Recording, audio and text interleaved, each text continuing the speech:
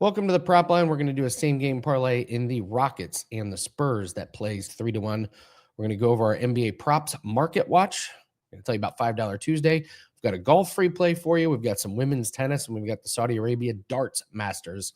Someone requested darts plays. Ask and you shall receive. What a night last night. Hoosiers. All right, let's get to the same game parlay. I like what's developing here for us in the Spurs and the Rockets game tonight. The big thing is Steven Adams is out. And so we're going to take advantage of that with Alperen Sengun to have a double-double. This is going to be a nightmare for the inside of the Houston Rockets with Wemby and then Cornette coming off of the bench. So Clint Capella's the backup. He does not play much. I think this is just you're going to need a Herculean effort from Sengun tonight. So the minutes are going to be there. The opportunities are going to be there. We're going to go with this double-double. And then I'm going to go with the Spurs over 110.5 on their team total. The reason for this mostly is the Rockets. They've given up this total in quite a few games in a row. They're right around this. And to teams not nearly as good as the Spurs team. So when I pull up their schedule here, New Orleans scored 110 against them, Minnesota 110, Oklahoma City 111, Chicago 113, Portland and Sacramento 111. So these teams are dancing right around this total. So I'm going to take the Spurs coming off of a big game last night. So wrap that all up and it gets to plus 305. That is your same game parlay. All right, let's go to hot streaks and cold streaks. This segment is becoming very funny. I really mean this. I actually think what's happening is when I bring up a hot streak or a cold streak, it's somebody that's due for regression because there's been some really hilarious ones that I've talked about guys that are hot and cold, and then they go and do the complete opposite. So yesterday we talked about Bam Adebayo, who's on fire from making threes and from points, and he goes out and he goes 1 of 13 from the field, 0 for 5 from 3, like one of his worst games of the year. And then I also talked about how Jalen Tyson, Dean Wade was coming back, so maybe his rebounds, he's gone under in his rebounds, and what happens? He goes out and gets 10 rebounds. So let's see who we're going to talk about today. Russell Westbrook is on a hot streak. This might not be sustainable. In fact, Russell Westbrook's career tells you the shooting percentage is not sustainable. It's over 1.5 made threes is the line today. He's gone over in 5 straight. He's taking 7 threes per game and making 50% from 3. That may last 1 game, maybe 2 games more, but this is not a Russell Westbrook that is going to continue shooting 50%. So listen, he's been playing great, but that volume is insane, and that shooting percentage for his career does not match up. So Russell Westbrook is on a hot streak. I don't think I'd be rushing to bet that one. Cold streak, VJ Edgecombe. His points, under 15.5 points. We may be seeing a little bit of a Ricky Wall thing. This is a long season for these guys. They're playing against NBA players, ton of travel. The fact is he's gone under in 4 straight games, and he's gone under in 5 straight when Joel Embiid and Paul George play. And he only averages 3.8 made field goals when they play. Interesting stat. 3 out of the last 5 games, he's not made a free throw. He's not getting to the line. Again, is this the Ricky Wall? Sick of banging into, big guys and, trying to protect the body and longevity. I don't know, but he is not, he's not going over this points total. So we'll see what happens tonight, but keep your eye on that one. And I'm not going to be excited to take an over 15.5 points. He'll have his games where he kind of, flashes his brilliance, but consistency doesn't seem to be there at this point. So it's $5 Tuesday. I'll tell you guys about that in a bit, but let's get into the market watch. This is where we go over a lot of props that I have my eye on today, and a couple of you have asked for some new sports. That's kind of my specialty. That is what I've used to build my bankroll. If you guys don't know, I built my bankroll up, took all the money out, started another business, and I've got a new bankroll that I'm building up. We're doing nice. We are number 1 last 3 days. So last few days have done really nice. So let's get into it. All right, pull up the screen here. All right. Let's go to the NBA and this Phoenix Suns game. And looking at points and Royce O'Neal over 8.5. I like that it's not 9.5. The reason is he's getting to this 11, 10, 11. But the fact is he's hitting his 3-pointers. If he makes 3-pointers and doesn't do anything else, we hit this. Now he's adding another basket per game, maybe a free throw. So he's getting over this. He scored 15 points against this opponent last time, I do believe. 15 earlier this season. So Philly allows 21 points per game to small forwards and 23 to shooting guards. So I think it's a pretty good matchup here. Royce O'Neal, you can see that 7 out of the last 8 he's gone over. So we'll take a look at Royce O'Neal. Again, that 8.5 number is really enticing to me. Buzelis over 13.5 points. All right, here's the thing. Keep your eye on this because Josh Giddey is questionable to come back. Giddey just did a stint in G League. You look at these numbers, and it's very, very obvious what happens when Josh Giddey gets in there. Everything runs through him. So these numbers are without Josh Giddey for Buzelis on his points. Now look what happens when we put Giddey in the lineup. So what do we do with this play? I just don't think Giddey's going to get the full minutes.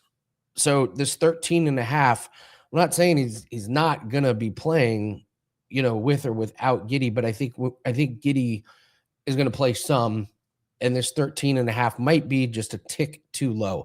This Buzelis, if you've ever watched him play, I'm sure he's frustrating as a coach because he can be wild, he can be out of control, but he's got all kinds of talent, got a good ceiling. Though he's playing 29.5, is making 2.2 3-pointers there. You look at some of these other numbers. Field goal made 6.3 made field goals in his last 10 games. But again, put Giddey in there, that drops to 5.3. So it's a big, big difference. But I still think if you're going to play it, it's 13.5 points. I think we get one more game with Giddey kind of on the minutes restriction. All right, I mentioned no Steven Adams in this game, and so I got to go to my boy Luke Cornett here. I like his points and his rebounds. It's 12.5, and you look at what he's done. These numbers are with Wembanyama in the lineup: 14, 14, 14, 16, 18. We talk about it. His numbers actually go up a little bit, and he plays like as many minutes as Wembanyama, sometimes more. And now without Steven Adams, he's going to be coming off the bench going up against Clint Capella, who barely plays. So I think there's going to be a ton of opportunity for the bench of San Antonio, especially inside, to do some damage. Don't be surprised if Luke Cornett has a really good game. Wembanyama and Sengun kind of canceling each other out. But if it's Cornett versus Capella, that's a big advantage for the Spurs. So moving on to Utah and Minnesota. And I'm going to stick to this. Actually, we're going to do points, rebounds, and assists. I kind of don't know what's going on with his health, but Nurkic, he sat out for like 3 or 4 or 5 games, and it was just kind of coach's decision. I don't know if it was illness or whatever, just a little bit of rest, but he comes back in the last game, and he's right back to doing his usual thing: 34 points, rebounds, and assists. Played 27 minutes, and these numbers are great. 7.4 potential assists, 20 rebound chances. He's making 6.3 field goals, and they're high percentage. He's shooting 58% from the field. So I think this number's too low, and his numbers do not get that affected with Markkanen in or out of the lineup. With Markkanen in the lineup, he's still going over that. With Markkanen out of the lineup, flew over the last game. So his recent surge in these statistics has really been something. I certainly didn't think he still had it in him. So, all right. Real quick, guys, if I could tell you, it is $5 Tuesday. We have a 4% Australian Open best bet. This is very rare. The last 7 months, we've only had 4% tennis plays, and we've won all of them. And this play is only $5. I've also attached another tennis play to that. So this goes off tonight. Highly encourage you to get this one. One of our tennis guys, Jan, told me about this plan. I was like, that needs to be a 4% best bet if I've ever seen one. So, yeah, $5. So $5 Tuesday. Celebrate the Hoosiers winning the title with an Australian Open best bet. And you can see there, we're seeing the board really well. Number one last 3 days, 15-8 across sports. So, and Australian Open's been a part of that. So it's $5. And let's get back to props here. While we're watching, please hit the like button. Just takes a second out of your day. Just boop. It really helps me out. And also leave me a comment. Say something about the Hoosiers. Give me your best prop. Just do something that helps Wager Talk know that I'm doing a good job for you. I read all the comments. I try and interact with you guys. We're building this show up really, really nice. Like the foundation we built. We got a good community. You guys follow me. You know, these are the plays that build up your bankroll. Promise you. If you can get these markets that they're not paying attention to. All right, Moses Moody. Here's another interesting one. I absolutely love that his last name is Moody because that's kind of that's like how his points look. I mean, just inconsistency all over the place, but you can't argue with he's done the last 5 games, actually the last 4 games, 13, 12, 21, and 14. I just don't know what his consistency is. He's playing a lot of minutes. He's making his threes recently. And, you know, making 4 field goals per game, and they're mostly threes. And look at his prop for over 2.5 made threes plus money. But again, you look at so is this one of these classic, oh, he's on a hot streak and he's going to go out and he's going to add a bio us and go 0 for 5 from 3? I don't know, but the usage is up. He's shooting the ball well. I think I'd be interested in the points more than the made threes. So that's Moses Moody. I kind of skipped over the Denver Lakers game. I really couldn't find a whole lot in this one. One that was kind of interesting was I noticed LeBron on his threes when Luka plays is a little bit interesting with Luka. He's hitting 6 out of 7. So LeBron, when Luka plays, shoots a decent amount of threes. In fact, let's pull how many threes is he taking? I said, how many threes is he taking? All right. He's taking 5.5, shooting 37%. So probably not a great play. Yeah, I really couldn't find a whole lot in that game. So we move to Miami and Sacramento. We got to keep our eye on what's going on this Sacramento team. Now that Domantas Sabonis is back, I'm not excited to bet on Domantas Sabonis. He's come back and played very limited minutes, right around 20, and he is not shooting a lot. 6 and 3 shot attempts in those 2 games. So I think I'm going to look at his points, rebounds, and assists under here. 26.5 feels like an awful lot for someone that came back and is only playing 20 minutes and just had 24 and 18. 6 and 3 shot attempts. He's coming off the bench. So he's going up against the bench of the other team. You would think he would get more shot attempts, but it's just not happening for him. So Domantas Sabonis under his points, rebounds, and assists is a good way to look at it tonight. Let's go to starting a streak. We talked about our streak yesterday was a really good one. The streak was, we talked about CJ McCollum going over 16.5 points. And he had exactly 17 yesterday. So that is like basically as good as it gets, predicting that. And the nice thing about him he didn't obliterate the total. So it's not like it's going to go up to 18.5, 19.5. They're probably just going to leave it right there. So CJ McCollum did good for us. So, all right. I mentioned a couple of other plays. Let's do a best bet in the Australian Open. These are going to sound random, but guys, this is where the value is. So I'm going to go to the women's doubles tonight.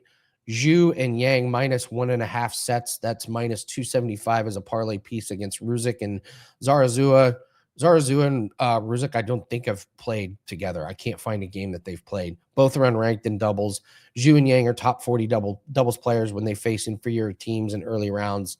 They won 5 straight first round matches by 2-0. So they dropped the hammer. So that's minus 275. And by the way, this is going to be a client play. I'm going to parlay that with Sabalenka minus 5.5 games on the alt spread, minus 475. Again, people complain about some of our parlays, which pisses me off because they were winning, but they were like, yeah, that's too much juice on a parlay, like, even though it won. I don't know why people not only need to win bets, but win in the manner in which they see fit. But I've digressed. So Sabalenka to win 2-0 in the first couple rounds of the majors has been just like a cash cow, like minus 800, put 800 down to win 100.